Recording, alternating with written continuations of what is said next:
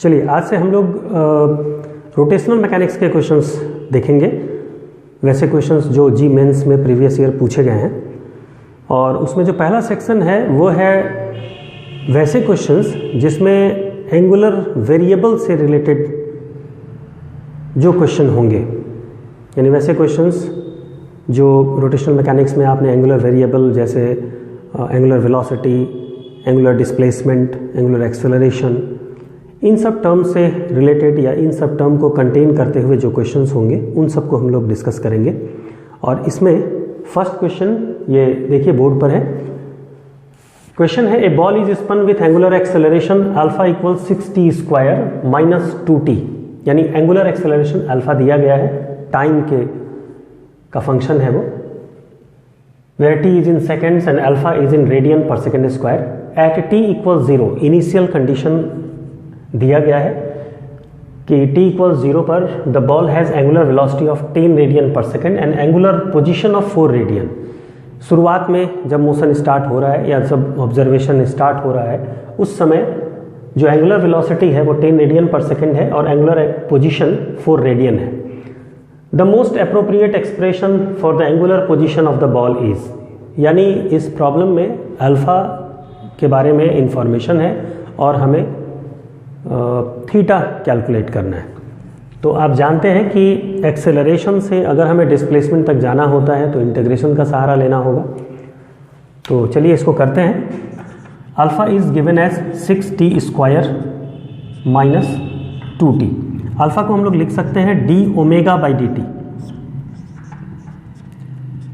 तो ये 6t square minus 2t that is d omega equals 6t square minus 2t dt। अब इसको अगर हम इंटीग्रेट कर देंगे तो हमें ओमेगा मिल जाएगा, यानी हम ओमेगा तक पहुंच जाएंगे अल्फा से। अब इंटीग्रेट कहाँ से कहाँ तक करना पड़ेगा? टाइम है तो टाइम तो 0 से t, और ओमेगा देखिए जब t 0 है तो उस समय ओमेगा 10 रेडियन पर सेकेंड दिया गया है, तो लोअर लिमिट 10 हो गया और upper limit omega. t time पर हम एंगुलर वेलोसिटी ओमेगा मानते हैं, t टाइम पर ओमेगा है। अब इसको इंटीग्रेट करिए, सिंपल इंटीग्रेशन है, डी ओमेगा का ओमेगा हो गया, लिमिट बिठाइए 10 टू ओमेगा 6t स्क्वायर, तो 6 बाहर आएगा, t स्क्वायर का integration t cube by 3 minus 2 बाहर आएगा कांस्टेंट होने के कारण, और t का इंटीग्रेशन t स्क्वायर बाई 2, और फिर इस पर लिमिट डालिए 0 टू t। ये हो गया ओमेगा माइनस 10, और ये हो गया, देखिए यहाँ से कैंसिल करिए इसको, ये कैंसिल होगा, तो ये हो गया 2t cube minus t square. तो देखिए अल्फा से हम लोग ओमेगा तक पहुँच गए, फिर एक स्टेप और नीचे जाएंगे तो हमें थीटा मिल जाएगा।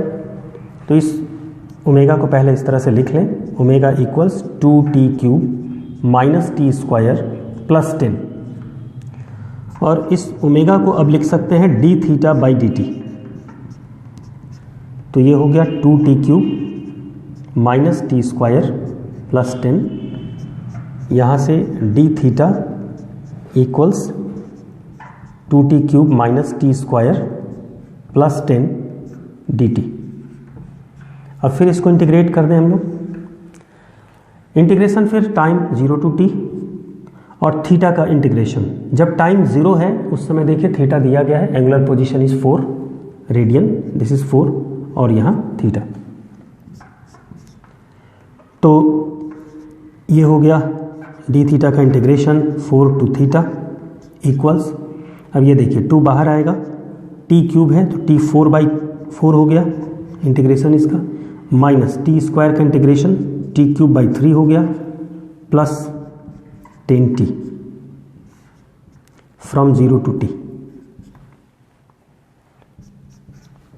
तो ये हो गया थीटा माइनस 4 इक्वल्स, अब ये कैंसिल करिए तो t 4/2 minus t cube by 3 plus 10t। ठीक है, अब हमें थीटा चाहिए तो ये -4 को उधर ले जाएं, हम यहीं पर इसको यहाँ ले जाते हैं +4, थीटा इज दिस। अब देखिए कौन सा ऑप्शन है, t4/2 - tq/3 + 10t + 4, so this is the correct option. देखिए प्रीवियस जो क्वेश्चन था वो हम मेंशन करना भूल गए, 2022 में 2022 मेंस में पूछा गया था, और ये क्वेश्चन भी 2022 मेंस के एग्जाम में ही पूछा गया है। इसको देखिए, a flywheel is accelerated uniformly from rest and rotates through 5 radian in the first second, the angle rotated by the flywheel in the next second. तो ये एंगुलर काइनेमेटिक्स से, एंगुलर वेरिएबल का जो काइनेमेटिक्स होता है उससे रिलेटेड ये question है। तो इसमें देखिए इन्फॉर्मेशंस क्या क्या है। फ्रॉम रेस्ट यानी initial angular velocity it is 0 and rotates through 5 radian, this is theta, theta is 5 radian in the first second, t equals 1 second है। The angle rotated by the flywheel in the next second, यानी अगले एक second में वो कितना angle rotate करेगा, उसका theta क्या होगा, ये हमें फाइंड करना है। तो चलिए पहले ये जो इन्फॉर्मेशन दिए गए हैं इनसे, इनको रिलेट करता हुआ जो हमारा इक्वेशन है उसको लिखें। तो theta equals ω0t + ½ alpha t square. इसको लिखने का पर्पस ये है कि ये जो गिवन क्वांटिटीज़ हैं इनकी मदद से हम लोग सबसे पहले अल्फ़ा कैलकुलेट करेंगे, क्योंकि एक्सेलरेशन जब तक हमें पता नहीं होगा तो फिर हम फर्दर डिस्प्लेसमेंट उसका कैलकुलेट नहीं कर पाएंगे। तो यहाँ से अब हम लोग अल्फ़ा कैलकुलेट करेंगे। वैल्यूज़ रखिए, थीटा 5, ω0 0 है तो ये टर्म 0 हो गया, फिर यहाँ रह गया ½ अल्फ़ा t1। तो यहाँ से हमें अल्फ़ा मिल गया 10 रेडियन पर सेकेंड स्क्वायर। अब इसके बाद हम लोग क्या करेंगे कि इस फ्लाईव्हील का थीटा कैलकुलेट करेंगे 2 सेकेंड में। तो 2 सेकेंड में अगर हम लोग थीटा कैलकुलेट कर लें और उसमें से 1 सेकेंड का थीटा को सब्ट्रैक्ट कर दें तो इस 1 सेकेंड का हमें थीटा मिल जाएगा। तो एंगल रोटेटेड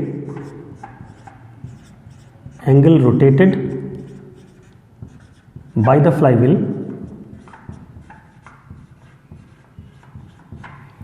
in 2 सेकेंड, तो ये थीटा 2 सेकेंड में, फिर वही formula ω0t + ½ alpha t square. ω0 0 है तो ये 0 हो गया, ½ अल्फ़ा हम लोग कैलकुलेट कर चुके हैं 10। अब हम t की जगह पर यहाँ 2 रखेंगे तो 2 का स्क्वायर, तो ये हमें मिल गया 20 रेडियन। ठीक है, यानी 1 सेकेंड में इसका डिस्प्लेसमेंट, एंगुलर डिस्प्लेसमेंट था 5 रेडियन, और 2 सेकेंड में इसका डिस्प्लेसमेंट हो गया 20 रेडियन। तो नेक्स्ट 1 सेकेंड में डिस्प्लेसमेंट क्या हो जाएगा, therefore displacement, obviously this is angular displacement in next 1 second as required, जो पूछा गया है। तो ये हो गया 20 - 5 that is 15 radian. This is the answer, option B. ठीक है, चलिए नेक्स्ट क्वेश्चन की ओर बढ़ते हैं। ये 2021 में पूछा गया था जी मेंस में, और सिमिलर कंसेप्ट पे क्वेश्चन है। The angular speed of A truck wheel is increased from 900 RPM to 2460 RPM in 26 seconds. The number of revolutions by the truck wheel during this time. तो यहाँ पर जो इंफॉर्मेशंस हमारे पास हैं वो RPM में दिए गए हैं, रिवोल्यूशन पर मिनट। और आप जानते हैं कि एंगुलर वेलोसिटी अगर रिवोल्यूशन पर मिनट दिया गया हो तो 2πn/60 इससे हम लोग कैलकुलेट कर सकते हैं। तो इस फॉर्मूला से हम लोग initial angular velocity, final angular velocity ये कैलकुलेट कर लेंगे, और फिर टाइम। तो करते हैं ओमेगा नॉट इनिशियल, तो 2 pi n naught by 60, 2 pi into 900 divided by 60,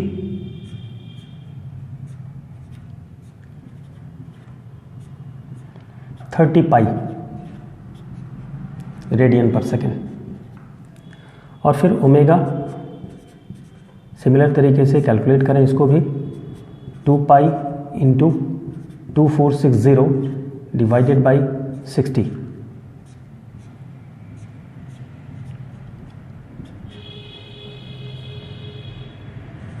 82 pi radian per second. ठीक है, और टाइम दिया गया है 26 सेकेंड। इसको यूज़ करके हम लोग अल्फ़ा कैलकुलेट करेंगे। Omega equals omega naught plus alpha T, इस फॉर्मूला को यूज़ करें। Omega is 82 pi, omega naught is 30 pi, plus alpha unknown, time is 26। तो 26 अल्फ़ा इज़, इसको सब्ट्रैक्ट करिए, 52 पाई। तो यहाँ से अल्फ़ा आपको मिल गया 2 पाई radian per second square. Alpha मिलने के बाद अब हम थीटा निकाल सकते हैं, यानी उसका एंगुलर डिस्प्लेसमेंट क्या होगा ये फाइंड कर सकते हैं। और एंगुलर डिस्प्लेसमेंट जब हमें मिल जाएगा तो उससे हम नंबर ऑफ रिवॉल्यूशन बता सकते हैं। तो देखिए, थीटा के लिए omega naught T plus half alpha T square, ये इक्वेशन यूज़ करें। Omega naught 30 pi into T 26 plus half alpha is 2 pi into 26 square. तो ये कैंसिल करिए, 26 कॉमन आ गया और पाई भी कॉमन आएगा, यहाँ पर हो गया 30 और प्लस 26 और यहाँ पाई, तो ये हो गया 26 इंटू 56 पाई रेडियन। ये इसका एंगल है, एंगुलर डिस्प्लेसमेंट। अब आप जानते हैं कि 1 रिवॉल्यूशन मतलब 2 पाई रेडियन एंगुलर डिस्प्लेसमेंट। तो 2 पाई रेडियन एंगुलर डिस्प्लेसमेंट के लिए हमारे पास नंबर ऑफ रिवॉल्यूशन 1 है, तो हम इतने रेडियन के लिए कितना नंबर ऑफ रिवॉल्यूशन होगा ये कैलकुलेट कर सकते हैं। Therefore number of revolution equals theta by 2 pi. Theta में 2 पाई से डिवाइड कर देंगे तो नंबर ऑफ रिवॉल्यूशन हमें मिल जाएगा, यानी 26 इंटू 56 पाई डिवाइडेड बाई 2 पाई,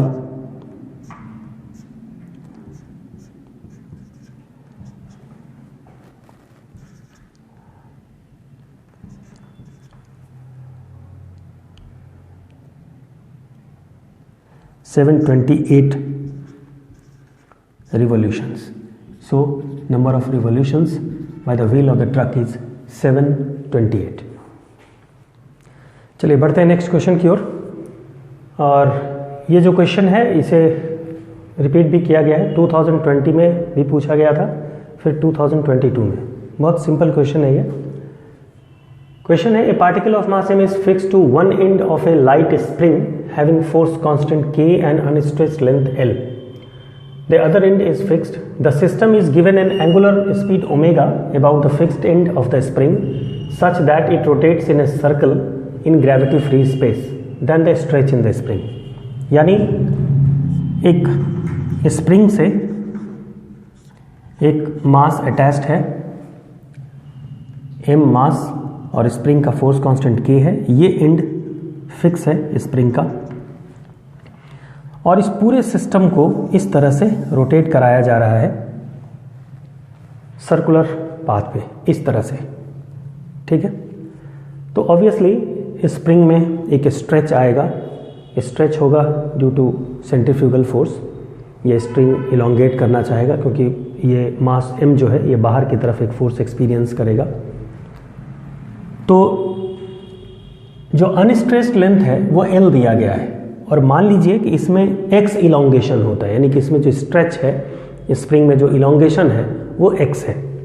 तो मोशन के समय जब ये रोटेट कर रहा होगा ये मास, तो उस समय स्प्रिंग की लंबाई जो होगी वो L प्लस एक्स होगा। यानी कहने का सेंस ये है कि ये जो मास जिस सर्कुलर पाथ पे होगा उस सर्कुलर पाथ का जो रेडियस है वो L प्लस एक्स है। बाकी काम सर्कुलर मोशन का है। आप जानते हैं कोई भी बॉडी जब सर्कुलर पाथ पे मूव करता है या सर्कुलर मोशन में होता है तो सेंटर की तरफ उसे एक फोर्स मिलना चाहिए, नेट फोर्स सेंटर की तरफ, जो कि CPF के बराबर होगा। यानी कोई भी पार्टिकल को अगर m ओमेगा स्क्वायर r के बराबर फोर्स अगर सेंटर की ओर मिले तो वो सर्कुलर पाथ पे मूव करेगा। तो यहाँ देखिए अब हमें ढूंढना पड़ेगा कि सेंटर की तरफ फोर्स कौन है, तो वो स्प्रिंग फोर्स होगा, क्योंकि स्प्रिंग जैसे ही स्ट्रेच होगा तो अब एक स्प्रिंग फोर्स इस पर एक्ट करेगा जिसकी वैल्यू kx के बराबर होगी, जहाँ k स्प्रिंग कांस्टेंट है। और यही kx चूंकि ये सेंटर की तरफ है, एकमात्र फोर्स जो सेंटर की तरफ है, तो यही CPF प्रोवाइड करेगा, यानी इसे ही बराबर होना पड़ेगा m ओमेगा स्क्वायर r के। r is L plus x. अब आप इसे x के लिए सॉल्व कर लें, बस काम हमारा हो जाएगा। kx equals m omega square L plus m omega square x। तो इसे हम लिख सकते हैं k minus m omega square x equals m omega square L, और यहाँ से हमें x मिला m omega square L divided by k minus m omega square. आप देखिए यहाँ पर कौन सा ऑप्शन है, m omega square L, m omega square L by k minus m omega square. So option B is correct. देखिए अगला question, ये भी प्रीवियस कंसेप्ट पर ही बेस्ड है। क्वेश्चन थोड़ा सा लंबा चौड़ा है और क्वेश्चन देख के लग रहा होगा कि बहुत इसमें कुछ के very very greater than m omega square, एक डिस्क है उसमें एक स्प्रिंग को अटैच किया गया। लेकिन अगर आप इसको ध्यान से पढ़ें तो क्वेश्चन प्रीवियस क्वेश्चन जैसा ही है। ए स्प्रिंग मास सिस्टम, जिस स्प्रिंग का सारा चीज़ दे दिया गया है, मास m है, स्प्रिंग कांस्टेंट k है और नेचुरल लेंथ L है। Rest in equilibrium on a horizontal disc, यानी एक हॉरिजेंटल डिस्क है, ये डिस्क है और इस पर एक स्प्रिंग मास सिस्टम इक्विलिब्रियम में है, यानी रेस्ट में है। ये मास इसका m है, spring constant k। The free end of the spring is fixed at the centre of the disc, ये हम लोगों ने कर दिया है सेंटर पे fix. If the disc together with spring mass system rotates, अब ये डिस्क और स्प्रिंग मास सिस्टम जो इसके साथ अटैच्ड है ये पूरा रोटेट करने लगता है ओमेगा एंगुलर स्पीड से, अबाउट इट्स एक्सिस, अपने एक्सिस के अबाउट। और फिर ये एक चीज़ दी गई है, इसको हम लोग देखेंगे क्यों दिया गया है। तो कह रहा है कि relative change in the length of the spring is best given by, यहाँ भी वही चीज़ आपसे पूछा जा रहा है, इलोंगेशन। ठीक है, यानी जैसे ही ये डिस्क रोटेट करेगा तो उसके साथ साथ ये मास भी रोटेट करेगा, मास सर्कुलर पाथ में होगा जिसके कारण इस पर सेंट्रीफ्यूगल फोर्स एक्ट करेगा, ये इलोंगेट बाहर की ओर जाना चाहेगा जिसके कारण इलोंगेशन आएगा इस स्प्रिंग में।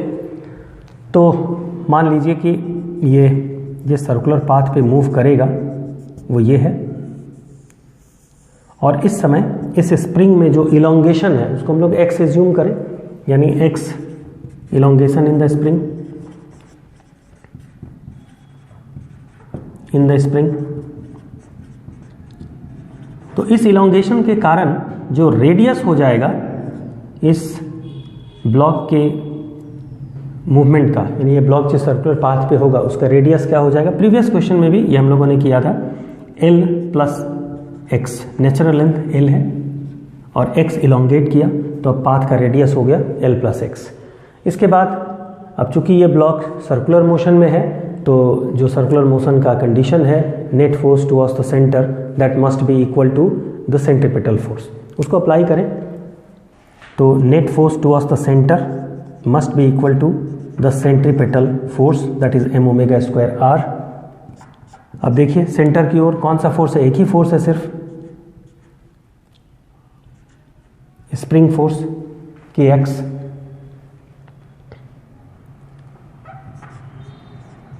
kx और ये हो गया m ओमेगा स्क्वायर और ये l प्लस एक्स। अब इसको x के लिए सॉल्व करें, kx minus m omega square x equals m omega square l। तो k common minus x common, k minus m omega square x equals m omega square l।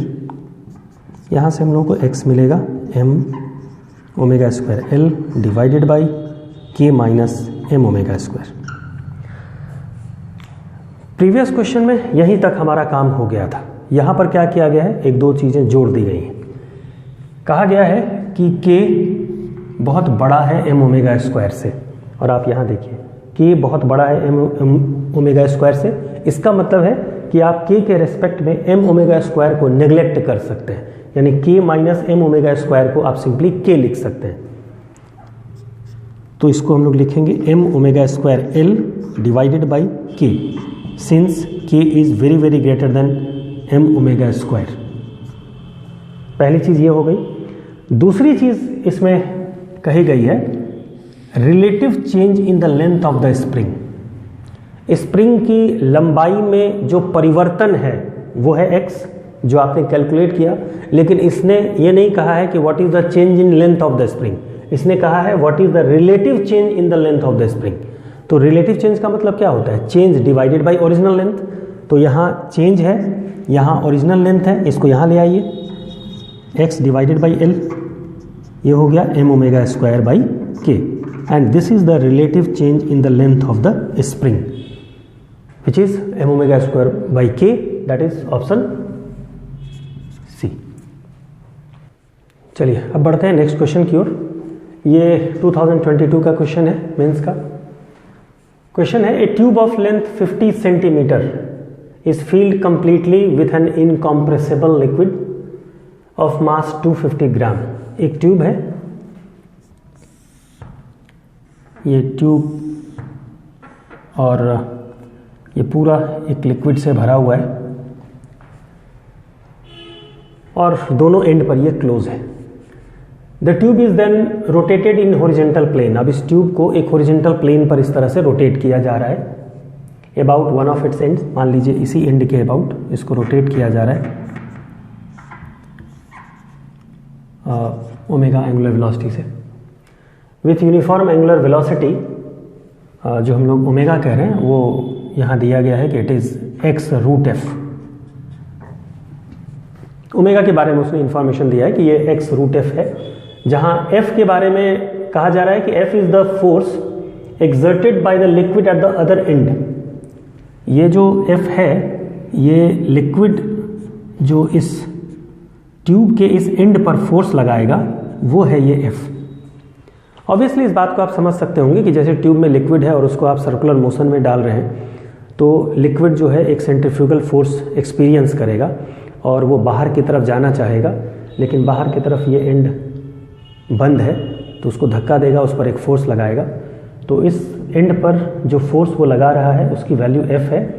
और अब आपको omega calculate करना है, नहीं x कैलकुलेट करना है। Omega उसने दिया है कि वो x रूट f के रूप में उसने एक्सप्रेस किया है ओमेगा को, तो वो कह रहा है कि व्हाट इज x क्या है उसे यहाँ फील करना है।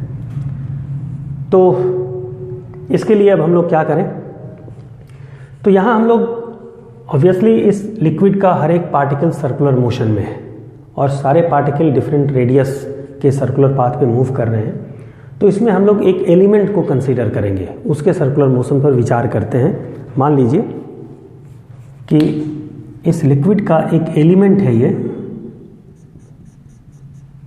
जो कि इस एंड से x डिस्टेंस पर है और इस लिक्विड की लंबाई जो है वो dx है। तो अब इस लिक्विड के बारे में हम लोग बात करें कि ये लिक्विड जो है जिसका मास कुछ dm कह लेते हैं, छोटा मास dm, और ये लिक्विड जो है ये सर्कुलर मोशन में है, तो ऑब्वियसली इसको भी CPF मिल ही रहा होगा कहीं ना कहीं से। तो अगर इसको हम देखें इस लिक्विड का ये जो दो फेस है, अगर यहाँ पर एक फोर्स है, सपोज करिए F, ये स्मॉल f इसलिए यूज़ करें क्योंकि कैपिटल F को पहले यूज़ किया जा चुका है, उसको दोबारा नहीं यूज़ करें। और इधर फोर्स हो गया F प्लस dF। जैसे जैसे आप यहाँ से दूर बढ़ेंगे वैसे वैसे जो फोर्स है लिक्विड के ऊपर वो इंक्रीज होगा, ठीक है। जैसे इस एलिमेंट पर जो इस फेस पर जो फोर्स एक्ट कर रहा है वो F है, और मान लीजिए कि हम dx लेंथ आगे बढ़ रहे हैं तो वो फोर्स इंक्रीज होकर इंक्रीज जो हो रहा है वो df अमाउंट से इंक्रीज हो रहा है, और वो इस फेस पर काम करेगा, लिक्विड के इस फेस पर। तो अब आप देखिए कि ये जो लिक्विड का एलिमेंट है वो एक नेट फोर्स एक्सपीरियंस कर रहा है towards the centre, and this will provide the required CPF। तो for the element of the liquid of the liquid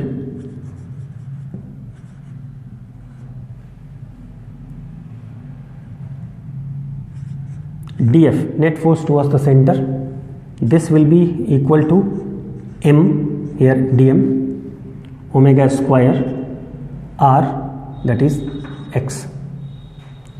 ऐसा लिख सकते हैं इसके लिए। तो ये dF, अब dm क्या होगा? तो dm के लिए देखिए लेंथ दिया गया है ट्यूब का, और उसमें जो लिक्विड है उसका मास दिया गया है, तो मास पर यूनिट लेंथ हमें यहाँ से मिल जाएगा। मान लीजिए m है और length of the tube l है, तो mass per unit length into length of this liquid dx।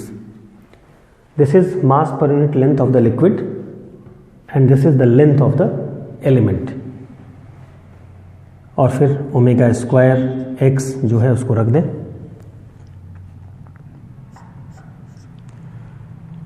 अब ये इसको अगर हम इंटीग्रेट करें इस फोर्स को, m/l omega square x dx, इसको इंटीग्रेट करें कहाँ से कहाँ तक? 0 से लेकर के f तक। जीरो फोर्स कहाँ पर है? इस जगह पर है, और ये जो F फोर्स लग रहा है, ये देखिए यहाँ पर जो फोर्स लग रहा है, ये जितना भी लिक्विड यहाँ मौजूद है उसके कारण फोर्स लग रहा है। यहाँ पर इधर कोई भी लिक्विड मौजूद नहीं है, इसलिए यहाँ पर फोर्स 0 हो गया, और इसे हम लोग इंटीग्रेट करेंगे 0 to L। तो ये हो गया F माइनस 0, और ये हो गया m omega square by l, और ये x square by 2 from 0 to l, और इसको लिख सकते हैं m omega square by l into L square by 2। तो यहाँ से देखिए f हो गया m ओमेगा स्क्वायर बाई 2, और यहाँ से आप ओमेगा निकालिए, ओमेगा हो गया 2f बाई m का स्क्वायर रूट। अब वैल्यूज रखिए, 2 डिवाइडेड बाई, यहाँ एक l रह गया, m ओमेगा स्क्वायर l, तो ये हो गया 2 डिवाइडेड बाई ml, ठीक। 2 divided by mass, mass is 250.25 into L, what is L? L is 50, यानी 0.5, और फिर यहाँ एक रह गया रूट F, ये इसको हमने बाहर कर दिया। अब ये क्या हो गया देखिए, ये 1/4 और ये 1/2, यानी 1/8, 8 ऊपर जाएगा इंटू 2 16, यानी 4 रूट F, और हमारा ओमेगा दिया गया है x रूट F, तो x की वैल्यू क्या हो गई? 4 के बराबर।